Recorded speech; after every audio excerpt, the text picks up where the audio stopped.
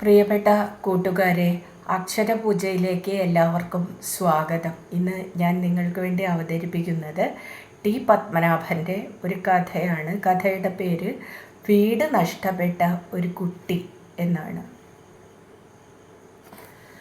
വീട് നഷ്ടപ്പെട്ട ഒരു കുട്ടി. വാതിൽ ചാരി അമ്മ ധൃതിയിൽ കോണിപ്പടി ഇറങ്ങിപ്പോകുന്ന ശബ്ദം അവൻ കേട്ടു. ആ ശബ്ദം കേൾക്കുവാൻ വേണ്ടി അവൻ കാതോർത്ത് നിൽക്കുകയായിരുന്നില്ല. എങ്കിലും അവൻ്റെ സമ്മതം കൂടാതെ തന്നെ നോവേൽപ്പിക്കുന്ന ഒരു ചെറിയ മുള്ളുപോലെ ആ ശബ്ദം അവൻ്റെ മനസ്സിൽ കടന്നു ചെന്നു. അവൻ ചുണ്ടുകടിച്ച് വരാന്തയുടെ അറ്റത്തുള്ള തൂണിൻ്റെ അരികിൽ നിശ്ചലനായി വേദന അടക്കി നിന്നു. വെളിച്ചം പരന്നു തുടങ്ങുന്നതേ ഉണ്ടായിരുന്നുള്ളൂ. ഒരു ഞായറാഴ്ച രാത്രിയുടെ ആലസ്യത്തിൽ നിന്ന് കോളനി അപ്പോഴും പൂർണ്ണമായി മുക്തമായിരുന്നില്ല. എങ്കിലും പാൽക്കാരുടെയും ഉന്തുവണ്ടികളിൽ പച്ചക്കറി വിൽക്കാൻ കൊണ്ടുവരുന്നവരുടെയും ശബ്ദം അകലെ നിന്ന് കേൾക്കാമായിരുന്നു. രാത്രി പെയ്ത മഴയിൽ നനഞ്ഞുകിടക്കുന്ന മരച്ചില്ലകളിൽ നിന്ന് വണ്ണാത്തിപ്പുള്ളുകൾ പാടുന്നുണ്ടായിരുന്നു. സാധാരണയായി എല്ലാ പുലർച്ചകളിലും വണ്ണാത്തിപ്പുള്ളിൻ്റെ പാട്ട് കേൾക്കാനായി അവൻ ചെകിടോർത്ത് നിൽക്കാറുണ്ടായിരുന്നു. പക്ഷേ ഇന്ന് എന്തോ അവന് ഒരു താല്പര്യവും തോന്നിയില്ല. മൂന്നാമത്തെ നിലയിലുള്ള അവൻ്റെ ഫ്ലാറ്റിലെ കൊച്ചു വരാന്തയിൽ നിന്ന് നോക്കിയാൽ ലോകം മുഴുവൻ കാണാമായിരുന്നു. അകലെയുള്ള കുന്നുകൾ, കുന്നുകളുടെ ചെരുവിലെ കാടുകൾ, രാവിലെ താഴ്വരയിലെ പാടത്തു നിന്ന് ഉയർന്നു വരുന്ന വെളുത്ത മഞ്ഞ്, മഞ്ഞിൻ്റെ മറയിലൂടെ പതുക്കെ പ്രഭാതരശ്മികൾ കടത്തുന്ന സൂര്യൻ, ഇതൊക്കെ എന്നും അവനെ ആകർഷിച്ചു പോന്നിരുന്ന കാഴ്ചകളായിരുന്നു. പക്ഷേ ഇന്ന് അവൻ അതൊന്നും കാണുകയുണ്ടായില്ല. വരാന്തയുടെ അറ്റത്തുള്ള തൂണിൻ്റെ അരികിൽ അവൻ അസ്വസ്ഥനായി നിന്നു. അകത്ത് പോയി വാതിലും ജനലുമൊക്കെ അടച്ച് ഇരുട്ടിൽ ആരും കാണാതെ നിൽക്കുവാൻ അവന് തോന്നി.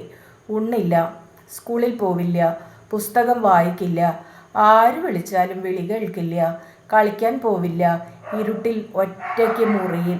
പിന്നീട് വൈകുന്നേരമോ രാത്രിയോ എപ്പോഴെങ്കിലും അമ്മ തിരിച്ചു വന്നാൽ എത്ര തവണ മുട്ടിയിട്ടും വാതിൽ തുറക്കുന്നത് കാണാത്തപ്പോൾ ദേഷ്യത്തോടെ "ഉണ്ണീ, വാതിൽ തുറക്ക്, ഇത് ഞാനാണ്" എന്ന് പറയുമ്പോൾ വീട്ടിൽ ആരും ഉണ്ടാവുകയില്ല. അവൻ എവിടെയോ ആയിരിക്കും.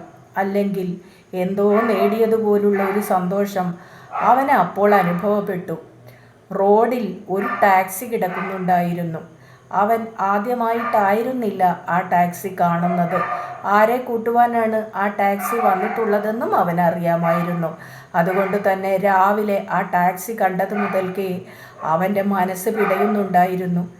ഇന്നും അമ്മ പോകും, അവൻ വിചാരിച്ചു. ഇന്നും. എന്നിട്ട് രാത്രി വളരെ വൈകിട്ട് വരും, ഇല്ലെങ്കിൽ നാളെ കാലത്തായിരിക്കും. നാളെ. അതുവരെ. പെട്ടെന്ന് അവൻ്റെ കണ്ണുകളിൽ വെള്ളം നിറഞ്ഞു. അവൻ വിചാരിച്ചു, അച്ഛനും ഉണ്ടാവില്ല. ശമ്പളം കിട്ടിയിട്ട് 3 ദിവസമല്ലേ ആയുള്ളൂ.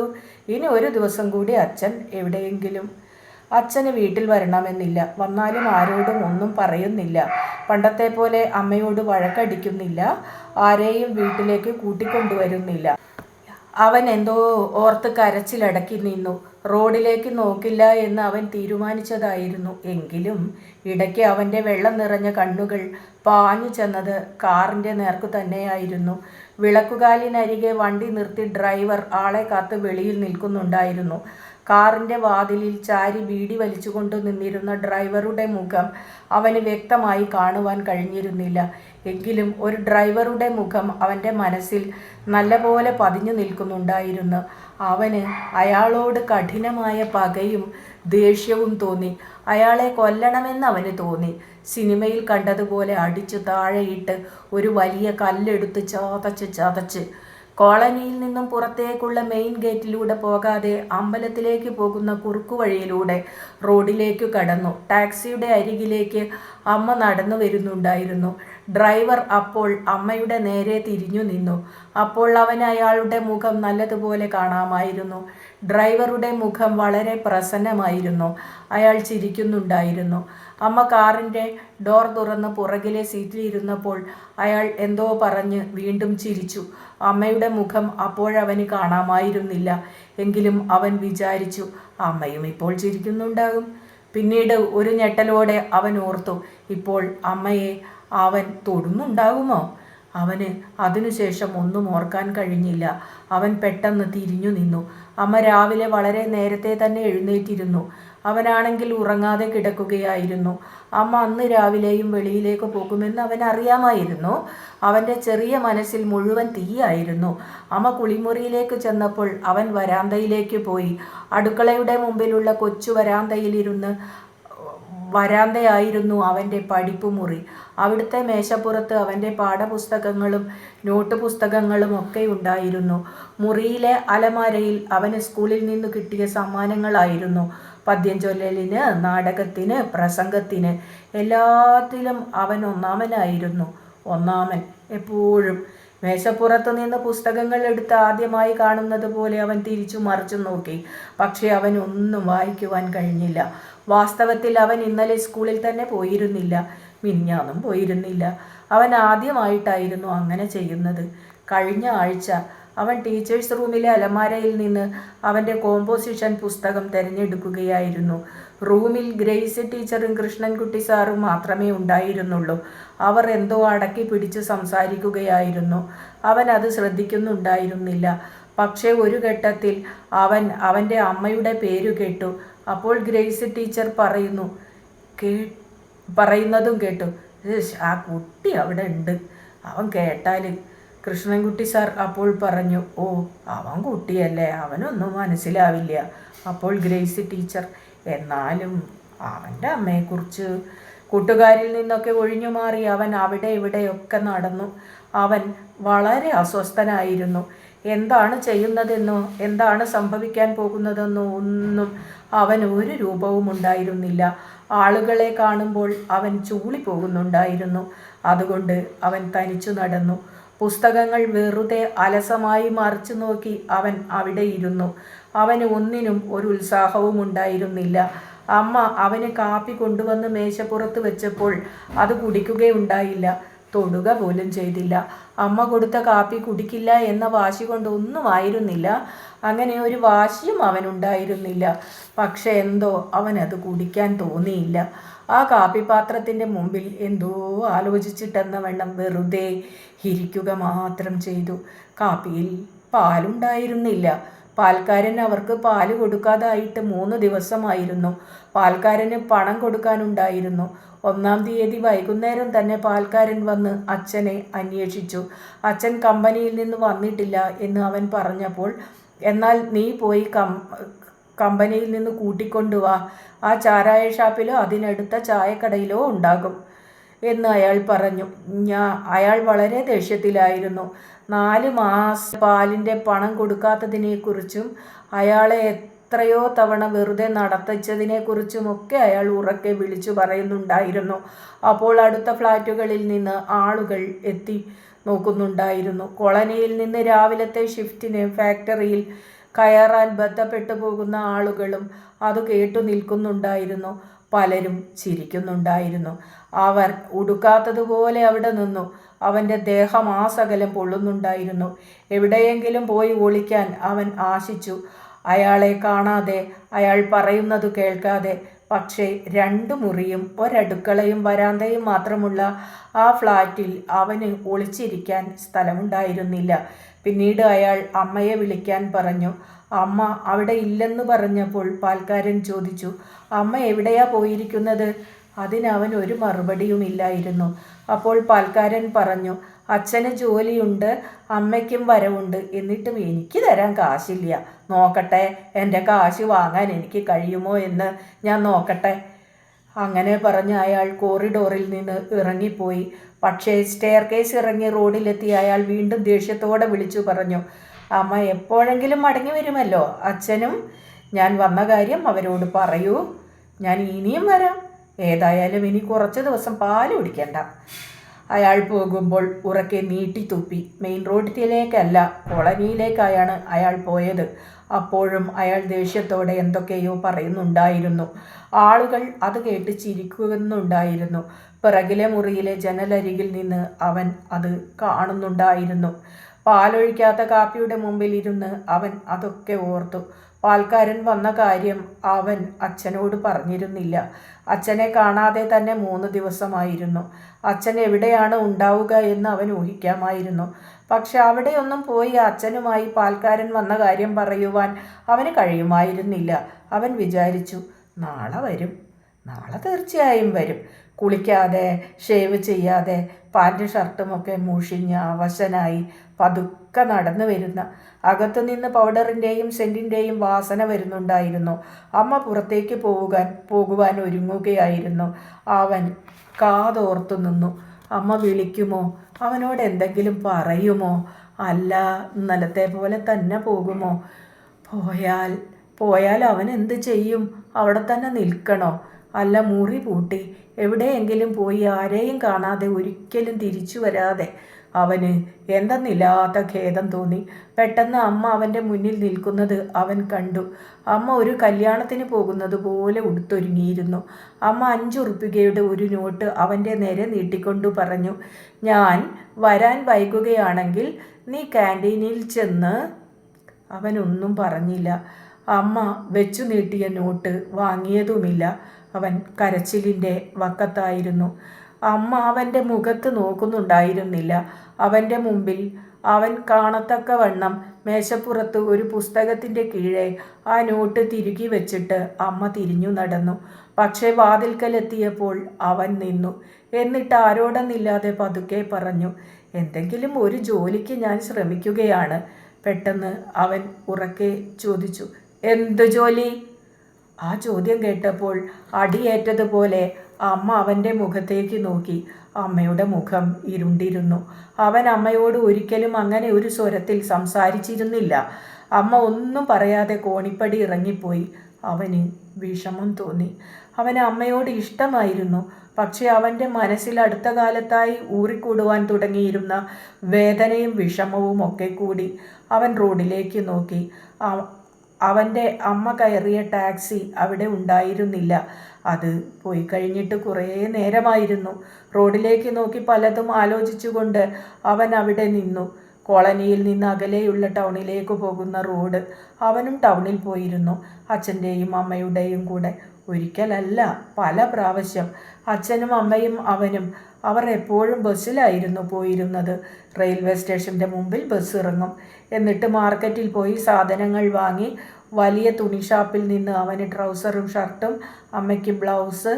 അച്ഛൻ എപ്പോഴും പറയും, എനിക്കിപ്പോഴൊന്നും വേണ്ട. അപ്പോൾ അമ്മ പറയും, എന്നാൽ ഞങ്ങൾക്കും വേണ്ട. ഒടുവിൽ എല്ലാവർക്കും വാങ്ങി ഐസ്ക്രീം വിൽക്കുന്ന പാർലറിൽ ചെന്ന് പാർക്കിൽ പോയി ബെഞ്ചിലിരുന്ന് അച്ഛൻ ഓരോ തമാശ പറയുമ്പോൾ അമ്മ ചിരിച്ച് അതൊക്കെ വളരെ പണ്ട് കഴിഞ്ഞതുപോലെ അവന് തോന്നി. പുറത്തു വാതിലിൽ ആരോ മുട്ടുന്നുണ്ടായിരുന്നു. അവൻ ചെന്ന് നോക്കിയപ്പോൾ മോഹനൻ, അവൻ്റെ ചങ്ങാതി, അവൻ്റെ ക്ലാസ്സിൽ പഠിക്കുന്നവൻ. മോഹനൻ്റെ പിറകിലായി സ്റ്റെയർകേസിൻ്റെ 2 പടി താഴെ അപ്പുവും സീതയും. എല്ലാവരുടെയും കയ്യിൽ പുസ്തകക്കെട്ടുകൾ ഉണ്ടായിരുന്നു. അവർ രാവിലെ സ്കൂളിലേക്ക് പോവുകയായിരുന്നു. അവരെ കണ്ടപ്പോൾ എന്താണ് പറയേണ്ടതെന്നറിയാതെ അവൻ വിഷമിച്ചു. അവരെല്ലാവരും പതിവായി ഒന്നിച്ച് സ്കൂളിൽ പോകുന്നവരായിരുന്നു. മോഹനൻ അവനോട് വളരെ സ്വകാര്യമായി ചോദിച്ചു, നീ വരുന്നില്ലേ? അപ്പോൾ അവൻ വിചാരിച്ചു, മോഹനൻ വളരെ പതുക്കെ പറയുന്നത് അവൻ്റെ വീട്ടിലുള്ളവർ കേൾക്കുന്നത് കൊണ്ടായിരിക്കുമെന്ന്. മോഹനൻ അവരുടെ അടുത്ത ഫ്ലാറ്റിലായിരുന്നു. മോഹനൻ എപ്പോഴും അവൻ്റെ വീട്ടിൽ വരാറുണ്ടായിരുന്നു. മോഹനൻ്റെ അച്ഛനും അമ്മയും അനുജത്തിയും ഒക്കെ വരാറുണ്ടായിരുന്നു. പക്ഷേ ഈയിടെയായി അവരൊന്നും അങ്ങനെ വരാറില്ല. ഒരിക്കൽ മോഹനൻ്റെ അമ്മ അവനെ ശാസിക്കുന്നത് അവൻ കേട്ടിരുന്നു. എന്തിനാ അവിടെ എങ്ങനെ എപ്പോഴും? പക്ഷേ മോഹനന് അവനെ വളരെ ഇഷ്ടമായിരുന്നു. അവനും മോഹനനെ ഇഷ്ടമായിരുന്നു. അതുകൊണ്ട് മോഹനൻ വിളിച്ചപ്പോൾ ഒന്നും പറയാൻ കഴിയാതെ അവൻ വിഷമിച്ചു. സമയം വൈകിയപ്പോൾ അപ്പുവും സീതയും പോകുവാൻ ധൃതി കൂട്ടി. അപ്പോഴും അവനൊന്നും പറഞ്ഞില്ല. പോകുമ്പോൾ മോഹനൻ പറഞ്ഞു, ഞാൻ ഉച്ചയ്ക്ക് വരും. അവനൊന്നും പറയാതെ വരാന്തയിൽ ചെന്ന് അവർ പോകുന്നത് നോക്കി നിന്നു. റോഡിൽ സ്കൂളിലേക്ക് പോകുന്ന വേറെയും കുട്ടികളുണ്ടായിരുന്നു. കോളനിയിലെ 400ഓളം ഫ്ലാറ്റുകളിൽ നിന്നുള്ള കുട്ടികൾ, മുതിർന്നവരും അവൻ്റെ പ്രായത്തിലുള്ളവരും കൊച്ചുകുട്ടികളും ഒക്കെ. അക്കൂട്ടത്തിൽ അവൻ്റെ ക്ലാസ്സിൽ പഠിക്കുന്ന അവർ അവൻ്റെ വീട്ടിൻ്റെ മുമ്പിലെത്തിയപ്പോൾ മുകളിലേക്ക് നോക്കുന്നുണ്ടായിരുന്നു. ഒരു പുസ്തകമെടുത്ത് അകത്തെ മുറിയിലേക്ക് അവൻ പോയി. പക്ഷെ ആരുമില്ലാത്ത ആ വീട്ടിൽ വളരെ നേരം തനിച്ചിരുന്ന് വായിക്കുവാൻ അവന് കഴിഞ്ഞില്ല. ചരടറ്റുപോയ ഒരു പട്ടം കാറ്റിൽ തെന്നിപ്പോകുന്നത് പോലെ അവൻ്റെ മനസ്സ് നിയന്ത്രണത്തിൽ നിന്ന് വേർപെട്ട് എവിടെയെല്ലാമോ പോകുന്നുണ്ടായിരുന്നു. അവൻ പുസ്തകം താഴെ വെച്ച് ജാലകത്തിലൂടെ വെളിയിലേക്ക് നോക്കി നിന്നു. കുന്നിൻ്റെ ചെരുവിൽ നിരനിരയായി കിടക്കുന്ന കോൺക്രീറ്റ് വീടുകൾ, വീടുകളുടെ ഇടയിലൂടെ വളഞ്ഞും തിരിഞ്ഞും പോകുന്ന റോഡുകൾ, അകലെ വിദൂരതയിൽ ആകാശത്തിൽ പുക പരത്തിക്കൊണ്ട് നിൽക്കുന്ന ഫാക്ടറിയുടെ കുഴൽ, എല്ലാം ഒരു പഴയ നിറമങ്ങിയ ചിത്രം പോലെയുണ്ടായിരുന്നു. വളരെ നേരം അവിടെ നിൽക്കുവാൻ അവന് കഴിഞ്ഞില്ല. അവൻ വീട്ടിൽ നിന്ന് പുറത്തിറങ്ങി. അവൻ്റെ കയ്യിൽ വീടിൻ്റെ താക്കോലുണ്ടായിരുന്നു. സാധാരണ വീട് പൂട്ടിപ്പോകുമ്പോൾ അവൻ അടുത്ത വീട്ടിൽ താക്കോൽ ഏൽപ്പിക്കാറായിരുന്നു പതിവ്. പക്ഷേ ഇന്ന് അവൻ അങ്ങനെ ചെയ്തില്ല. വാതിൽ ചാരി അവൻ തെല്ലുനേരം സംശയിച്ചു നിന്നു. പൂട്ടണോ? പക്ഷേ പിന്നീട് എന്തോ ഓർത്തിട്ടെന്ന പോലെ അവൻ വാതിൽ പൂട്ടാതെ വെറുതെ താഴിടുക മാത്രം ചെയ്തു. വീട്ടിൽ നിന്നും പുറത്തിറങ്ങിയപ്പോൾ വ്യക്തമായ ഒരു ഉദ്ദേശവും അവൻ്റെ മനസ്സിലില്ലായിരുന്നു. പക്ഷെ ആരെയെങ്കിലും കാണുന്നതിനോ ആരോടെങ്കിലും സംസാരിക്കുന്നതിനോ അവൻ ആഗ്രഹിച്ചില്ല. അതുകൊണ്ട് അവൻ കോളനിയുടെ ഭാഗത്തേക്ക് പോയില്ല, സ്കൂളിൻ്റെ ഭാഗത്തേക്കും പോയില്ല. വണ്ണാത്തിപ്പുള്ള് പാട്ട് പാടുന്ന മരത്തിൻ്റെ ചുവട്ടിൽ അവൻ വിഷാദത്തോടെ നിന്നു. വണ്ണാത്തിപ്പുള്ളിനെ അവൻ ആദ്യമായി കാണിച്ചു കൊടുത്തതും വണ്ണാത്തിപ്പുള്ളിൻ്റെ പാട്ടിനെക്കുറിച്ച് പറഞ്ഞു കൊടുത്തതും പുറവേലിക്കെട്ടിനകത്തു നിന്ന് ഉണർന്നു പാടുന്ന ചെറു വണ്ണാത്തിപ്പുള്ളിനെക്കുറിച്ചുള്ള കവിത അവൻ്റെ പാഠപുസ്തകത്തിൽ നിന്ന് അവനെ ഉറക്കെ വായിച്ചു കേൾപ്പിച്ചതുമൊക്കെ ഒരിക്കൽ അവൻ്റെ അച്ഛനായിരുന്നു. അതൊക്കെ വളരെ മുമ്പ് കഴിഞ്ഞതുപോലെ അവന് തോന്നി. ആ അച്ഛനാണ് പിന്നീട്, അവൻ ഓർത്തു. എപ്പോഴാണ് അച്ഛൻ പിന്നീട് ഇങ്ങനെ? യൂണിയൻ്റെ തെരഞ്ഞെടുപ്പിൽ തോറ്റതിനു ശേഷമോ? കോൺട്രാക്ടറുടെ സുന്ദരനും ചെറുപ്പക്കാരനുമായ അസിസ്റ്റൻ്റ് വീട്ടിൽ വരാൻ തുടങ്ങിയതിനു ശേഷമോ? സ്ഥിരമായി ക്ലബിൽ ചെന്ന് രാത്രി മുഴുവൻ ചീട്ടു കളിക്കാൻ തുടങ്ങിയതിനു ശേഷമോ? എപ്പോഴാണ്? അവനെ സംബന്ധിച്ചിടത്തോളം അതൊക്കെ ഒരു കടങ്കഥയായിരുന്നു. പക്ഷെ അതിൻ്റെ ആഴങ്ങളിലേക്കോ അർത്ഥങ്ങളിലേക്കോ ഒന്ന് കടന്നു ചെല്ലാൻ അവന് കഴിഞ്ഞില്ല. മെയിൻ റോഡിലേക്ക് കടന്ന് കോളനിക്ക് പുറത്ത് കുന്നിൻ്റെ മുകളിലുള്ള പഴയ അമ്പലത്തിലേക്ക് പോകുന്ന ഊടുവഴിയിലൂടെ അവൻ നടന്നു. അപ്പോൾ അവനെതിരെ ഒരു സൈക്കിളിൽ റോബർട്ട് വരുന്നുണ്ടായിരുന്നു. റോബർട്ട് അവൻ്റെ മുകളിലെ ക്ലാസ്സിൽ പഠിച്ചിരുന്ന അവനേക്കാൾ പ്രായം കൂടിയ പയ്യനായിരുന്നു. പെൺകുട്ടികളോട് അനാവശ്യം പറഞ്ഞതിനും ടീച്ചറിനോട് വഴക്കടിച്ചതിനും അവനെ സ്കൂളിൽ നിന്നും പുറത്താക്കിയിരുന്നു. അതുകൊണ്ട് റോബർട്ട് സ്കൂളിൽ വരാറുണ്ടായിരുന്നില്ല. അവൻ്റെ മുമ്പിലെത്തിയപ്പോൾ സൈക്കിൾ ചരിച്ച് നിലത്ത് കാലൂന്നി നിന്ന് റോബർട്ട് ചോദിച്ചു, "ഡേയ്, എവിടെ പോണ്?"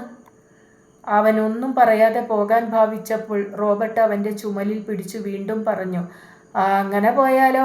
പിന്നെ നിന്റെ അമ്മ അന്ന് രാവിലെ ടാക്സിയിൽ പോകുന്നത് കണ്ടല്ലോ. ക്ലബിലെ ബാലനെയും കണ്ട്. എങ്ങട്ടാ?" അങ്ങനെ ചോദിച്ച് റോബർട്ട് ചിരിക്കാൻ തുടങ്ങി. അവൻ പെട്ടെന്ന് റോബർട്ടിൻ്റെ കൈ തട്ടി മാറ്റി ദേഷ്യത്തോടെ പറഞ്ഞു, "എൻ്റെ അമ്മ എവിടെയും പോയിട്ടില്ല." അപ്പോൾ റോബർട്ട് വീണ്ടും ചോദിച്ചു, "അപ്പോഴേ ഞാൻ കാറിൽ കണ്ടത് പിന്നെ ആരെയാ?" അവൻ പറഞ്ഞു, "അത് നിൻ്റെ അമ്മയായിരിക്കും." റോബർട്ടിൻ്റെ ചിരി മാഞ്ഞുപോയി. അവനും അത്ഭുതം തോന്നി. അവൻ അതുവരെ അങ്ങനെ ആരോടും സംസാരിച്ചിരുന്നില്ല. പിന്നീട് അവൻ അവിടെ നിന്നില്ല. അമ്പലത്തിൻ്റെ മുമ്പിലത്തെ അരയാലിൻ്റെ ചുവട്ടിൽ വയസ്സൻ പോറ്റിയിരിക്കുന്നുണ്ടായിരുന്നു. അമ്പലം വിജനമായിരുന്നു. പോറ്റി അവനെ കണ്ടപ്പോൾ പറഞ്ഞു, "രാഘവൻ നായരുടെ മകനല്ലേ?" അവൻ ഉത്തരമൊന്നും പറയാതെ ഒരു നിമിഷ നേരം അയാളുടെ മുമ്പിൽ തങ്ങി നിന്നപ്പോൾ പോറ്റി വീണ്ടും പറഞ്ഞു, "അച്ഛനെയും അമ്മയെയും ഒന്നും ഇപ്പോൾ കാണുന്നതേ ഇല്ല. അമ്പലത്തിൽ വരുന്നതുമൊക്കെ നിർത്തി അല്ലേ?" അവൻ ഒന്നും പറയാതെ നടന്നു. അപ്പോഴും അയാൾ പറയുന്നുണ്ടായിരുന്നു, "ഞാൻ അന്വേഷിച്ചതായി പറയണം കേട്ടോ." വയസ്സൻ്റെ വിറങ്ങലിച്ച ശബ്ദം കുന്നിൻ ചെരുവിൽ പ്രതിധ്വനിച്ചു. മരങ്ങൾ മുറ്റി വളർന്നിരുന്ന കുന്നിൻ ചെരുവിലൂടെ അവൻ അലസനായി നടന്നു. ആളുകൾ നടന്നു പോയിരുന്ന വഴികളിലൂടെ ഒന്നുമായിരുന്നില്ല അവൻ്റെ കാലുകൾ നീങ്ങിയിരുന്നത്. പതുക്കെ പതുക്കെ അവൻ്റെ മനസ്സ് പഴയ ലോകത്തിൽ നിന്നും സംഭവങ്ങളിൽ നിന്നുമൊക്കെ മുക്തമായി വന്നു. അവൻ അച്ഛൻ്റെ ജോലി ചെയ്യുന്ന ഫാക്ടറിയിൽ നിന്ന് വരുന്ന ഇരമ്പം കേൾക്കുന്നുണ്ടായിരുന്നില്ല. പൂപ്പാതിരിയുടെ നനഞ്ഞ ചില്ലയിൽ ഇരുന്നു പാടുന്ന കാട്ടുപുള്ളിൻ്റെ സംഗീതം അവൻ ശ്രദ്ധിക്കുന്നുണ്ടായിരുന്നില്ല. കൊഴിഞ്ഞു വീണ് കിടക്കുന്ന പൂക്കളും ഇലകളും അവൻ കാണുന്നുണ്ടായിരുന്നില്ല. അവന് മാത്രം അറിയാവുന്ന എന്തോ ഓർത്തിട്ടെന്ന പോലെ അവൻ പതുക്കെ പതുക്കെ നടന്നു.